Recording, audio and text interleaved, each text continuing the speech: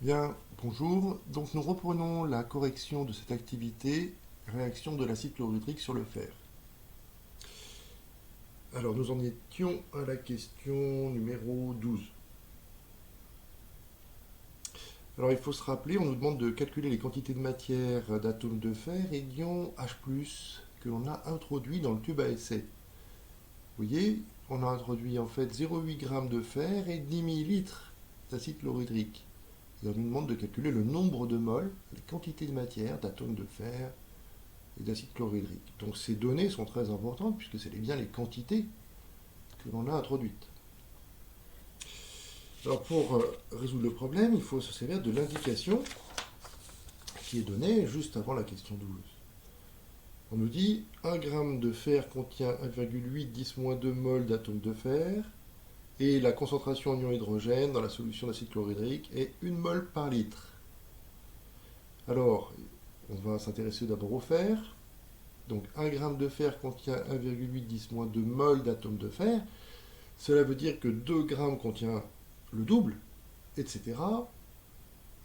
Le nombre de moles est proportionnel à la masse. Donc on a juste à faire une proportionnalité. On va donc écrire que 1 g de fer contient, donc il nous donne 1,8 fois 10 puissance moins 2 mol d'atomes de fer.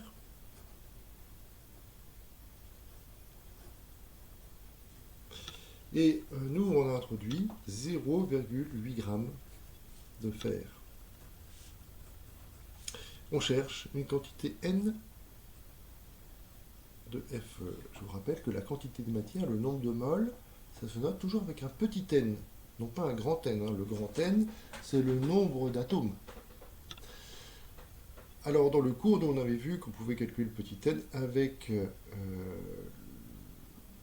le nombre d'Avogadro, mais ici, on le fait différemment. Vous voyez, sans formule. C'est une simple proportionnalité.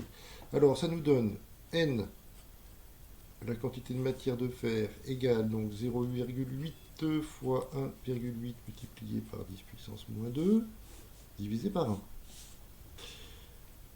Donc, il faut faire l'opération. On en trouve, si on donne le résultat en écriture scientifique, avec un chiffre devant la virgule, différent de 0, 1,44 10-2 mol d'atomes de fer. Donc.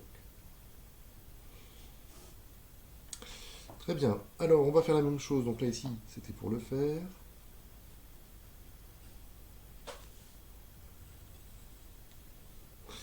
Pour maintenant les ions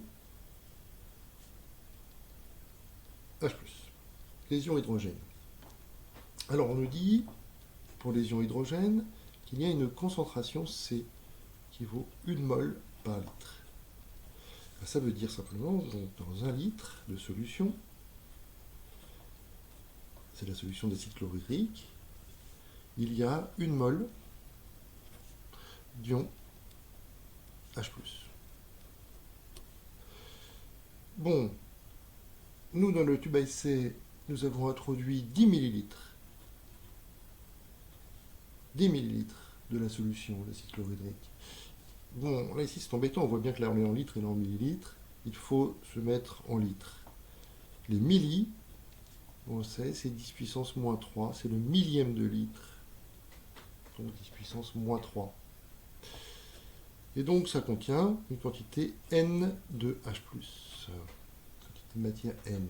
Comme tout à l'heure, on fait donc un produit en croix et on trouve 10 moins 3 fois 1 divisé par 1. Je ne vais pas mettre le détail, ça nous donne donc directement 10 fois 10 puissance moins 3 mol. Alors on va le donner en écriture scientifique. C'est donc 1,0 fois 10 puissance moins 2 mol.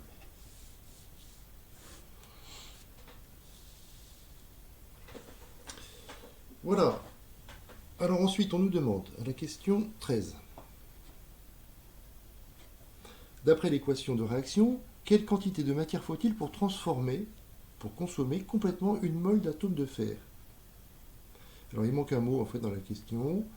C'est quelle quantité de matière en ion hydrogène est-il nécessaire. Donc, combien il faut d'ion hydrogène, c'est la question, quelle quantité de matière d'ion hydrogène il faut pour consommer une mole de fer. Bien, en fait, on voit ici, c'est simple, pour un atome de fer, il faut 2 ions H+, bien, pour une mole de fer, il faut donc 2 moles d'ion H+. Alors, hein, c'est bien dans l'idée qu'il faut tout consommer. La réaction nous donne des proportions 1, 2, ici il y a un 1 et 2. Ce sont des proportions pour que tous les réactifs soient consommés. C'est-à-dire qu'on va supposer que si je mets justement un atome de fer avec 2 ions H+, ils vont réagir ensemble, ils vont complètement disparaître pour donner Fe2+ et H2. Si je mets une mole de fer avec 2 moles d'ions H+, ils vont réagir ensemble et disparaître complètement pour donner Fe2+ et H2. On va supposer qu'on est dans ce cas-là à chaque fois. Mais évidemment, si on prend 3 ions H+, pour un atome de fer, on voit qu'il y en a un en trop. Et donc, il restera H+, sur la fin.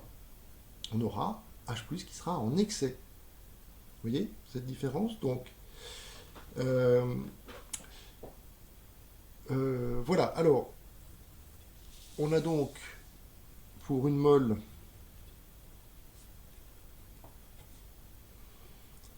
d'atome fer, pour une mole d'atome Fe, il faut 2 moles d'ion H+, d'après l'équation. C'est d'après l'équation chimique, toujours. Question 14. En déduire la quantité de matière d'ion hydrogène nécessaire pour consommer la quantité de fer introduite dans l'expérience. Alors cette fois-ci, on revient à l'expérience. Voilà, parce qu'il faut faire une distinction, vous voyez, entre cette équation chimique qui nous donne des proportions en quelque sorte idéales pour que tout disparaisse, et puis dans l'expérience que l'on fait, où finalement on n'est pas sûr d'avoir mis exactement le double d'ion par rapport aux atomes. Bon, et bien justement, avec les calculs, on va pouvoir s'en rendre compte. On a mis 1,44 10-2 mol d'atomes de fer. Alors, combien il fallait d'ion hydrogène pour consommer cette quantité? Bien, on vient de voir que pour une mole d'atomes de fer, il en faut 2. Il faut le double en fait. Donc, pour 1,44, et qu'ici, on va écrire en dessous, pour... j'ai mal écrit là tout à l'heure, pour une mole, et là c'est donc 1,44 fois 10-2 mol d'atomes de fer, il faut donc, je vais l'appeler X, cette quantité, X mol d'ion H+. C'est une proportionnalité, X est égal donc à 2 fois 1,44 pardon, multiplié par 10-2, et puis divisé par 1. Donc on trouve 2,88 mol de H+. Il nous faut donc normalement, pour consommer tout le fer que l'on a mis, 2,88 mol. Alors maintenant, nous, on va comparer à ce qu'on avait fait. Nous, on a introduit dans le tube à essai, la quantité, c'est juste là, pardon, 1,010-2. J'ai oublié excusez-moi, j'ai oublié ici, fois 10-2. C'est pas beau, je recommence, je vais réécrire en dessous. Oh là, attendez, je vais gommer. On trouve 2,88 fois 10-2 mol. Et si on compare donc, j'ai toujours le soleil là qui bouge à toute vitesse à cette heure-là, 1,010-2 à 2,88-10-2. Donc on voit tout de suite qu'il nous fallait beaucoup plus d'ion hydrogène que ce qu'on a mis. On a mis ça, 1,010-2, alors que là il nous en faut 2,88-10-2. Il aurait fallu presque 3 fois plus. Hein. Voilà, donc on voit bien qu'on n'a pas mis assez d'ion hydrogène, d'acide chlorhydrique, pour pouvoir consommer tout le fer, d'accord? Et donc c'est tout à fait normal si à la fin de la réaction il nous reste du fer. Le fer est donc en excès. Je vais déplacer un petit peu. Pour terminer correctement cette vidéo. La question 15. Eh bien, donc il faut donner une conclusion et donc expliquer si les résultats confirment la réponse à la question 8. Donc oui, donc on a la quantité introduite est beaucoup plus faible. Hein. La quantité de H+ introduite, donc qui était de 1,0 fois 10 moins 2 mol,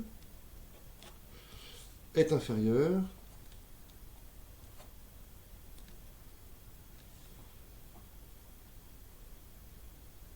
à 2,88.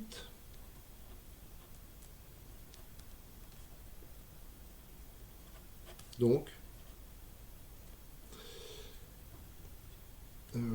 l'acide chlorhydrique ou les ions H+ sont en défaut.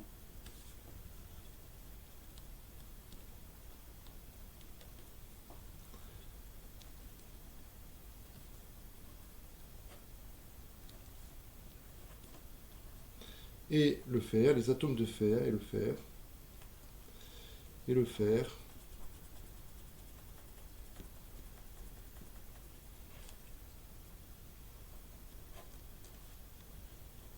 est en excès.